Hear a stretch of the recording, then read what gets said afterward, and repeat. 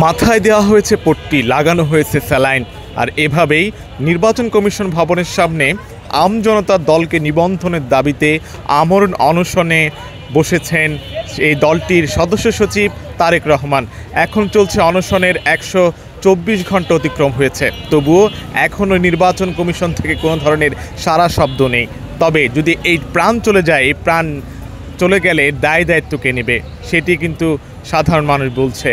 দেখতে পাচ্ছেন একেবারেই সংকটাপন্ন অবস্থায় কিন্তু রয়েছে দলটির যিনি সদস্য সচিব জুলাই যোদ্ধা তারেক রহমান, এবং তাকে সংহতি জানাতে বিভিন্ন শ্রেণী পেশার মানুষ কিন্তু নির্বাচন ভবনের মূল ফটকের সামনে কিন্তু এখানটায় সংহতি জানাতে অবস্থান করছেন এবং আসছেন, এবং অপলক দৃষ্টি আসলে তাকিয়ে রয়েছেন তারেক রহমান।